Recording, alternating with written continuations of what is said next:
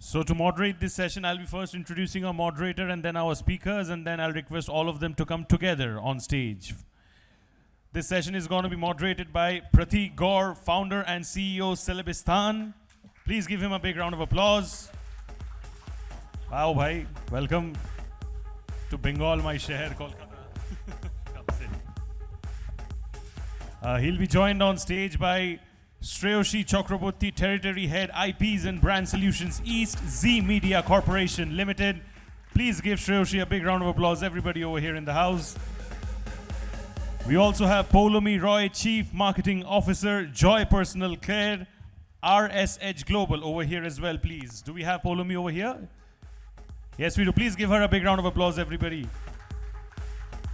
I'll request the presence of Nishant, Dobhal, Associate Director of Brand Partnerships, TVF, on stage, please. Can I please have Nishant ji? Thank you so much for taking time out and being with us over here. I'll request Payal Tosyan, content creator, very famous content creator, to kindly come up on stage, please. Please give her a big round of applause, everybody. Payal, thank you. And we also have Unmesh Ganguly, who is a very, very famous content creator. And it's so wonderful that beyond cricket, other Gangulys are doing well and becoming popular in other spheres as well. Please give him a big round of applause, everybody. Thank you. On that note, Pratik, I pass it over to you. Please take it forward. The timer is over here. In the best interest of time, let's try to conclude the session. Cool, man. Chalo. Thank you so much, brother. नमस्कार कोलकाता, केमन आछे? I'm trying to speak Calcutta ताकि Bengali ताकि आप लोगों को समझ आए. So thank you for coming here. So thank you to all the panelists who have come over here from different places. So today we have the esteemed speakers, and the topic is Gen Z, but I can say the real influencer is here today on the stage, because everybody is from different field and doing same things. And I feel Gen Z. Do you know about Gen Z? Gen Z is a people. Gen Z is the people who are born after 2000 with the mobile phones and internet. We have run internets through dongles and different things, but Gen Z is like 5G. And Payal, are you Gen Z? I am not a Gen Z, but I am in between, I'll say. Okay. So let's start this session. Let's dive into this, because Gen Z is a next consumer segment, more than just the people I can say today. And I feel ki the brand content and they are very cultural force reshaping the brand communications and navigates how brand thinks. So let's dive into this, and let's start asking with Unmesh first, because I just got to know about him. He's very famous. So I wanted to know what Gen Z does stand out in the market, in today's market. They're definitely a large audience in terms of if I say, because I create content. Yeah. So I guess people who were born after Gen Zs are mostly late 90s and early 2000. Born It's in like that millennials time. before 2000. Yeah. So right now they are of the age of 18 to 24, like mostly. And I guess I have my maximum audience is Gen Z. So I think I can connect to them somehow. So they see my content. So yeah, but they're a bit, so Gen Zs go through a lot of decision anxiety, because we were not born with, a lot of options, like lot of OTTs, or if you say products.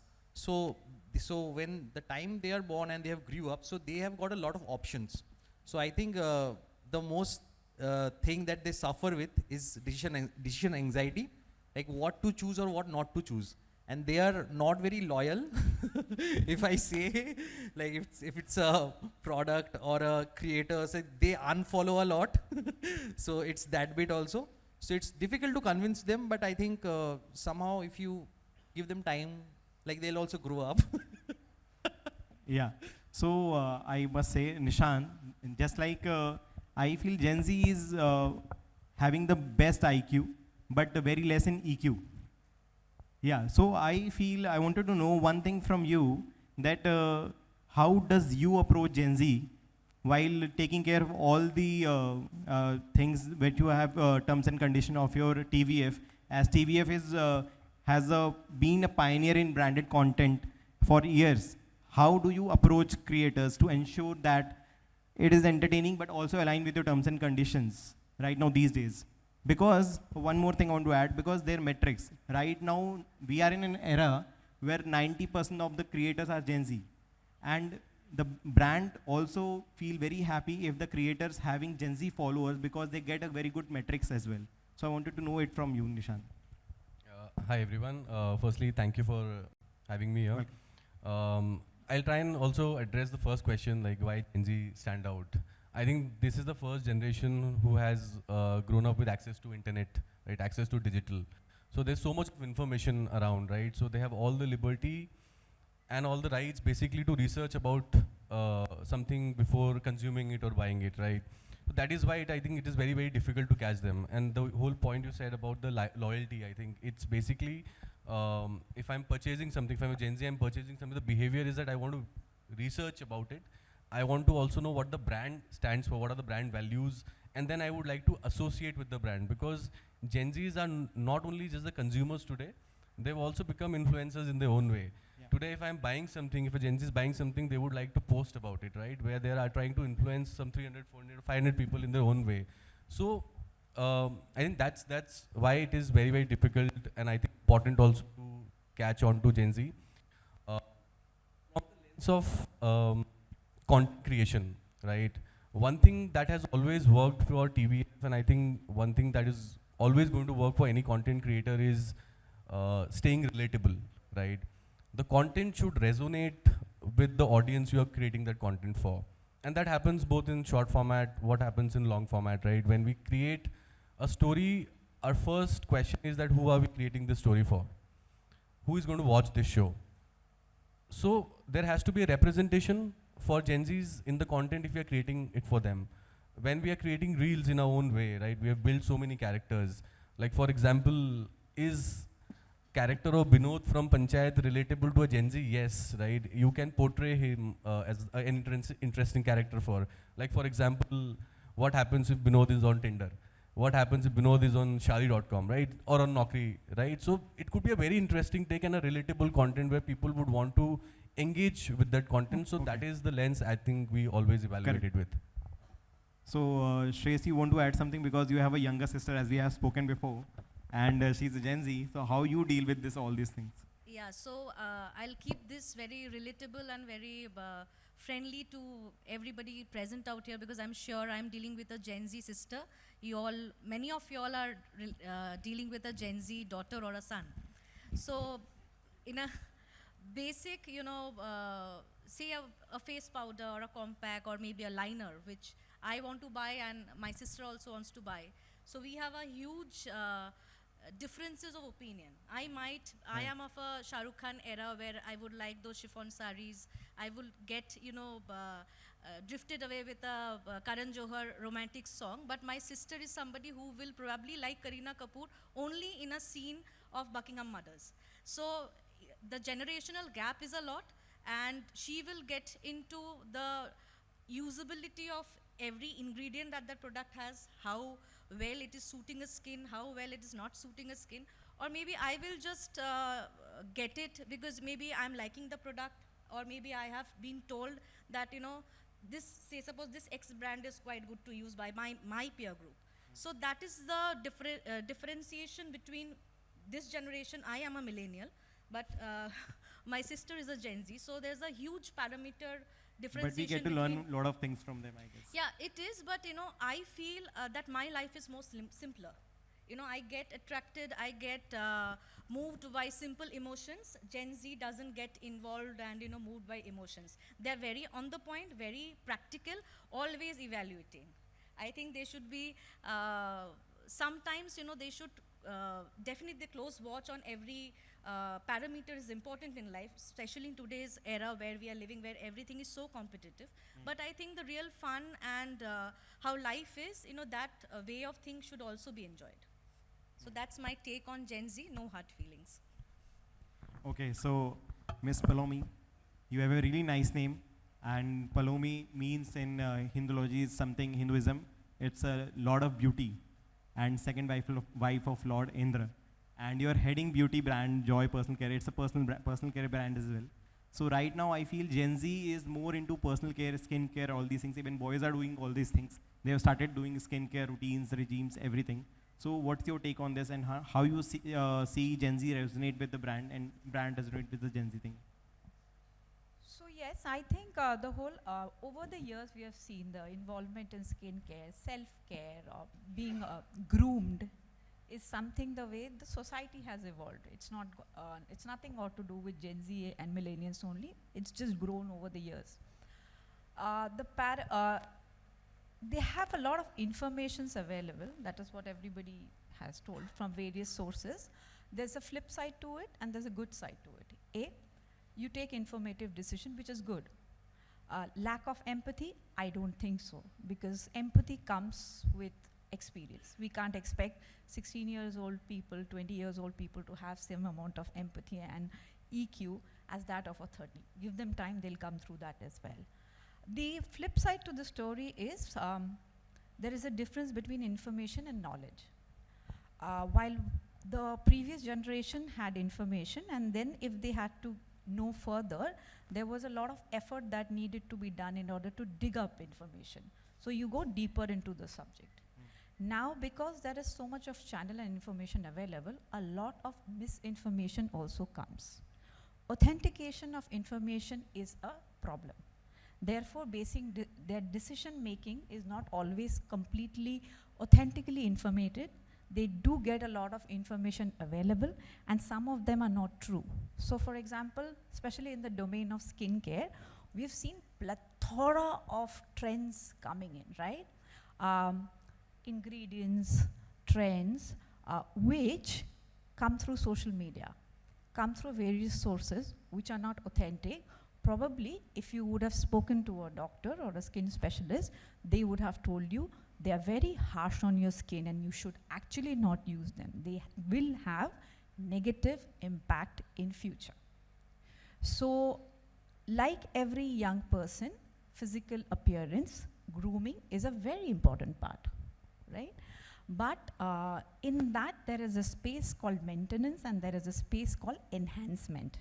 The focus on enhancement has gone up to a level that without authenticating whether this is good and healthy in the long run, people are using, which is a flip side to the story. It's good to have information, but if you don't have adequate knowledge about it, and you're implying it, especially in terms of your health, skin, because at the end of the day, skin and hair, these are very big organs, right? We are just treating it from a very cosmetic point of view, but they can have a very bad long-term effect, especially with age. So digging in, a lot of informations, but how to choose, what to choose, because unfortunately, with the digital revolution also, and AI and all that has happened, we all have seen in India, we've not had a very cultural boundary to it, that what suits our culture. I'll give you a simple example, glass skin, right? Right. So right now every girl is looking forward to it. Now the problem is, somebody needs to tell us, we are Asians, brown skin, how can you take it so far? You shouldn't, right? So there's a lot of information that is there that keeps flowing to you because there is no boundary, because there is no government regulations that we have still put in to authenticate what you put out there for consumption. That's the scariest part. I wanted to know one more thing, as you have said. So how do you select the right kind of influencers for your Joy campaigns? Right metrics, right niche, like what do you figure out that time? So one step, we first have guidelines as to what we are supposed to speak about a product and what not, right? Your product will have certain USP that you want to deliver to your audiences, and they have to be spelled out loud. The reason why we go with content creators, branded content, so that the USP or the benefits, the physical and the emotional benefit of the brand and the physical benefit of the product is conveyed in an interesting manner to my audiences. Of course, it is the media mix that define the KPI for that particular campaign. Suppose it's a, if influencer campaign is a part of the larger campaign where I have TV, I have, other ATL stuff happening, we generally look at building the conversation. So it is the mid funnel, okay, that majorly for a brand like Joy it takes care of. Awareness, consideration, mainly the consideration part. I'm not talking of a lot of conversion, typically because of the product that I sell. It's a mass skincare product, and we do not see that a large part of our audience are going to actually go through our website and buy it from our website. We rather know that our audiences or our consumers are going to pick it up from a general trade, a modern trade, or maybe a aggregator of e-commerce. Therefore, the position in which the influencer marketing part plays is to increase the stickiness or the consideration of the brand. That's the role. But on the contrary, a similar skincare brand, maybe with higher price point indexing and has a single channel approach of website selling, would probably use the influencer marketing at the conversion level. So that depends at what stage the brand is, what's your brand forte, what's the price point indexing, what's your ROI model, how are you and where does that fit in? Which part of the funnel does it fit in for you? So basically, you have told me about the awareness and the conversion part. So more likely, right now in this era, brand are usually, because they have burned a lot of cash in past, when the influencer marketing just started 7-8 years back. And right now the brands mostly thinks like they don't want to put money for the awareness, they want to put money for the conversion point of view as well. So as we have partnered with a lot of beauty brands, skincare brands, I'm not taking the name, but the brands have a mandate. They want at least, just like it's a product of lip gloss. Yeah, it's an eye product, yeah, it's a face product, anything. So they want a beautiful female girl with a good following, but at the same time, they want female ratio more than the men, like more than 50% at least, because the conversion should be also there. So what you can say on this? You got this brief from any brand, right? Yeah, I got this brief from many of the brands. Contest them and tell them that what they're looking for is something not really quite feasible. We don't need to have a major brain or analytics for it. We all know penetration of internet, ratio of male, female, and beyond the urban sector, when you go to the semi-urban places or further interiors, obviously the internet usage, the mobile usage is higher in male. And as I said, anything has to have a cultural context. Beautiful woman putting lip gloss at the palm top and you're expecting to have more of female followers or not male followers. This does not need data. This needs common sense and somebody to be an Indian to know this. So therefore, yes, these demands are coming because, conversion pressure numbers are always there. So we are trying to retrofit certain things. But I believe it is very difficult at this point of time where we expect that there is going to be a good-looking, so-called, stereotypically good-looking woman with the gloss and she's beautiful and she is going to have a higher ratio of males to female. We can get that justified from somebody who creates content. I want to add something.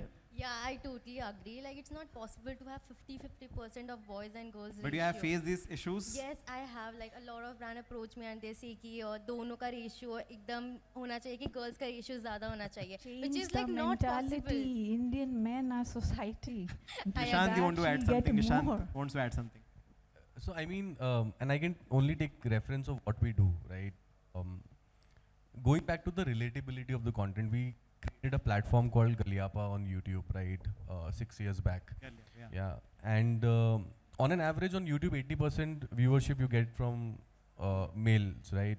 From TVF, on TVF as well, or on other channels as well. But when it comes to Galyapa, 65 to 70% viewership comes from females. Why is that? Is because the content is relatable to them, right? We recently started a mini series called Sisters, right? It's very relatable content, story of two sisters. One is a different generation, one is a different generation, like you were mentioning. But both the generations are watching that particular content. What we do is pick up a conflict every episode and release it, right? People share it.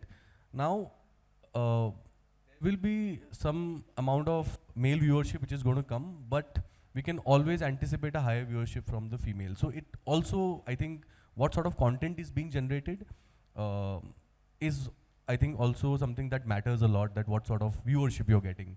So we have partnered with close to 70 plus brands on Galiapa who are only focusing on female audience. Content and social media are very different. Huh? Yeah, That totally can, that's the reason. So here there's a storytelling involved. Of course, we have a Saas Bahu that has gone female viewership. Of course, the general entertainment, television, storytelling, the entire QK era has seen female viewership. Undoubtedly, that is different. What we're talking about is the influences on social media.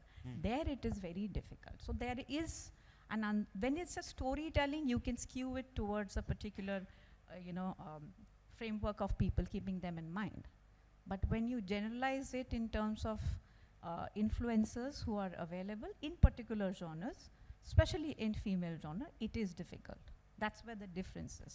Unmesh, my question is to you. I know you are a millennial, but still you have a good study about Gen Z. So I want to know how they interact with brands and the challenges they are playing right now in the social media, like they can comment or something. Or what do you think are the challenges behind the millennials also talking to the brands? So basically, as Nishant was saying, they do a lot of research when it comes to choosing a brand. So, and because they are aware that they are aware of the influencer marketing, they know that okay, this guy has 100K followers, so someday after creating a lot of content, he will try to sell something. So they know that. So because they come across a lot of ads every day when they are into any social media or something. So they are aware and they know that okay, this is an ad and I should not fall for it. This can be a trap. So they are very, they know the fact. So you do meme culture as well. Yeah. Yeah. So I started off with memes. So Makuda Memes was a meme page. Yeah. So how do Gen Z resonate with that sharing thing? And they share a lot of memes every day. They see a lot of memes. Memes is the best way to connect with Gen Z. And actually Bollywood is also trying to keep this trend, because if you see Stree 2 or Bhul Bhulaiya 3 has a lot of meme reference in their movies. That is to target the Gen Zs only. Shreyashi, as you heading territory head and IP solutions for Z Media East India, so I want to know what are the importance. It's something about branded stories for mobile consumption as Z Media takes. So specifically, I will not answer it from the Z's perspective, Okay. but from an overall perspective. So, and it is not the communication to us or to, from the client side or the brand side or from the agency side is such that, you have to keep your content relatable and you have to keep your content short so that there is a visibility span. So it's a 60-second pattern of viewership that hits, because after a minute the attentions become very, very less. So in terms of mobile, especially with the reels and stories that is going on, and it's keeping the market occupied both in terms of content, also in terms of advertisement, because nowadays we see a lot of brands advertise through reels and advertise through stories specifically. So, but wherever you see such stories, it's more specific to the exact information that they need to give out, and it is very content driven, very relatable, so that whenever I'm seeing a story, I can relate to it, maybe I can participate to it. There are modes of communication where there are polls, and there are answer the question, or choose one from the above and below, where you actually engage your consumer with your social media stories and everything. So I think these patterns of mobile advertisement or mobile viewership in terms of content or advertisement nowadays is relevant. And I think specifically answering from a Gen Z perspective, Gen Z finds it relatable because they are taking part into it, getting engaged. And as this generation is more practical and more towards fact-finding and understanding what I am subscribing for and what I am getting, they actually can share their honest reviews and thoughts in terms of the communication with the brand.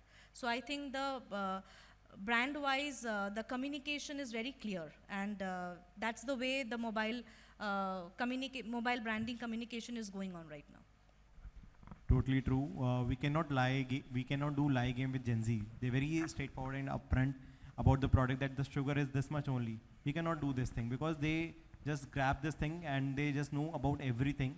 If they like it, they like it. If they don't like it, they don't like it. And the main thing is, until unless it is aesthetically designed for their content, they'll take it. So, Nishant, you want to add something for mobile consumption story? As Shreyashi said. I think short format has become very, very important, right? And we, as creators, have to keep innovating. How do we make initial 5 second, 10 seconds of the content very interesting, right? So that, like, for example, I think any one of us would watch at least 100 reels in a day, right? But we don't remember by the end of the day what we have seen, right? So how do you make that content engaging is all what we need to keep innovating. Some of the ways doing it is that let's not do one-off the campaigns, right?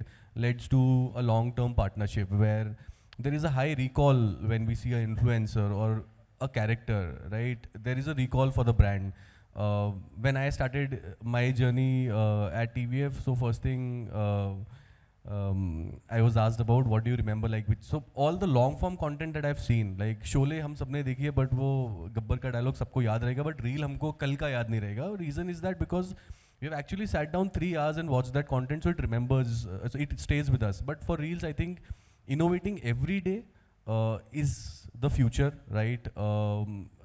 As influencers becoming characters, right, is one of the things that works really well because a character stays with the audience for a longer time, so that's one of the way we can do it. We recently started doing sitcoms, right? So there is something between a long form and short form as well, where there is a 15-minute episode which I can watch on the go. Like someone is traveling in metro, starting a day, ending the day, but it's like a light-hearted entertainment that I can actually watch. That is something that really works for mobile consumption. Okay. So metric is oftenly critical as judging success. So what KPIs do you focus for as a TVF? I think first is engagement, right? Engagement defines how organically the content is performing. Thanks to platforms like YouTube and Meta platforms where people actually are free to comment, like, share, right? So at lot of times for a lot of influencers, even if they have a followers of 2 million, but some of the reels cross organically 10 million, 20 million, why people are actually able to share that content. People engage with that content, that I think becomes one of the important metrics. Second one could be, again, depends on the objective, right? What's the objective of the campaign? Accordingly, a format can be decided depending on the objective. If you are actually trying to solve for the perception, that cannot happen through short format, right? In content, I think we will always recommend doing something in long form, right? Like what happened in the case of Tata Motors, right? A brand which was very high on awareness before 2015, when they had planned, around 2016, they had planned to launch Tiago. But brand was facing a huge challenge in becoming relatable to a 20 to 30 year old, right? It was always seen a brand which was owned by a 40 plus man. But we did tripling at that point in time. We introduced the character of Chitwan, right? Which was very, very relatable to this 20 to 30 sort of audience. And we introduced Tiago by Chitwan in the story. And that really worked for the brands and actually increased footfalls. There's a whole case study in the media industry how it worked for Tata Motors. Right. Poulomi, so right now I want to know that what is the future of influencer marketing? And what are the innovations that we are lacking right now, and what are we going to focus, any tool or sort of something that agencies or brands are going to use to work on this IM thing, influencer marketing? You almost make me sound like an astrologer predicting. Honestly, I will not predict, because that's what most marketers, we tend to do, but I don't think that's our job. The scenario is changing fast. We have to observe and make real-time changes as and when it happens. Future, it's here to stay. some of the basic norms of the industry that we all face as challenges are authenticity. Like, often you would hear this conversation now in a month, this influencer is promoting 3 to 4 brands from the same category. So what's the deal? Like he said, people know it's an ad. It's not like a celebrity endorsement. Now, what should be the measurement matrix? Is there common data available to gauge what impact it makes in the campaign? The ecosystem needs to mature. Of course, there will be a lot of development in terms of the finesse of the content. There will be more content creators, aggregators. Platforms specifically, there isn't even a common source from which we can get data to analyze the overall spread of the campaign. Right now, it's a lot to do with, we're all grappling with these changes, trying. Sometimes you will see, abhi sabko ye evaluate kar raha hai reach pe. Because it's again algorithm based, right? Sometimes it depends the way the algorithm is done. You will see now they're talking about, there was a time when people looked at followers only. Now it's about content and its engagement. Because most of the time, the content creator, when they're doing original content, they get better traction. The moment there's a brand interference, the engagement on that post goes down. So the entire ecosystem will probably have to find out ways to consolidate. It's a very interesting format. The good part of it is, I feel influencer marketing existed ages before also, which is now we have a platform called digital platform where we are putting up. But imagine years back also, the reference of the next door aunt about a product worked for you. And there will always be one heroine in your group who will be influencing certain parts of the thing, whether it's school, college. The digitization has given us platforms where if I'm a coffee lover, I can be talking to another coffee lover from Brazil. It is the topic which brings us together. Geographically, the distancing have gone. Now for brands to come and interfere in those community and bring their product in is what we are doing. We're trying to do. That okay, there are various communities, people are talking about certain aspect, people are jamming over certain, people engage on certain aspects. There's a football lover, there's a cricket lover, there's an F1 lover, there's a coffee lover, there's a skincare enthusiast, all of this. Brands are getting into those smaller communities. So this is a very interesting, innovative format, kind of organic. The measurement matrix, the ecosystem has to mature in order to ladder it up in a proper manner to be a constructive part of a marketing campaign. Totally true. So when we started this influencer marketing 7-8 years back, then that time if a creator is having some sort of followers, then he's getting or she's getting the brand.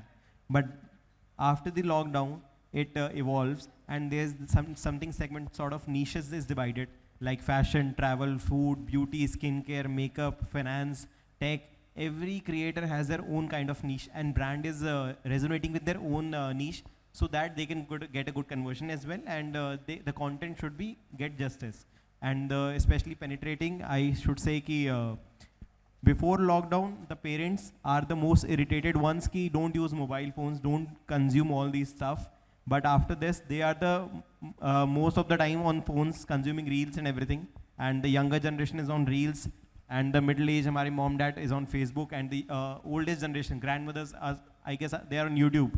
They're just watching all the stuff, consuming content. So everybody is scrolling reels right now. So let's end this thing with this, and thank you for to all the panelists for giving us insightful things and ideas over here. Thank you. Thank you so much. Thank you so much, ladies and gentlemen. Please give all of them a big round of applause. Pratik bhai, wo YouTube का क्या बोला? Old age वाले लोग देख रहे हैं? Yeah. It's so saddening for a YouTube content creator to grandfathers. hear that. Yeah, क्या बात कर रहे हो? ऐसे दुख दिला रहे हो हम लोग को. Anyway, jokes apart, I'll request Mr. Franklin Toscano, founder and CTO IWMBuzz Media Network, to kindly come up on stage and hand over the token of appreciation to all of them over here.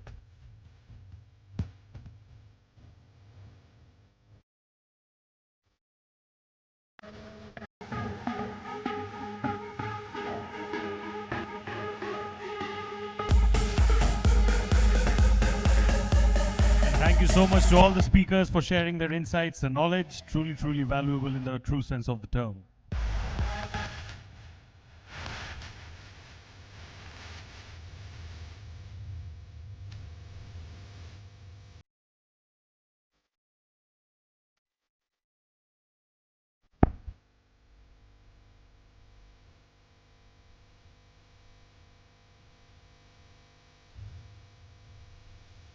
तो ये जो तालियों की गूंज ये selective अच्छा नहीं लग रहा है. यहाँ पे लोग इतने प्यार से ताली बजा रहे हैं. आप लोग भी बजाओ प्लीज थोड़ा.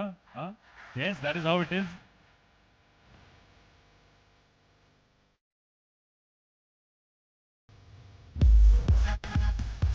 क्या बात है. I request all of you for a group picture please over here. You know, this is the fun of Sur and Taal, I believe. Naturally बोल रहा हूँ, please ताली बजाओ, कोई बजा नहीं रहा है. ऐसे बजाओ बजाओ करके बोल रहा हूँ, तब जाके बजा रहे लोग.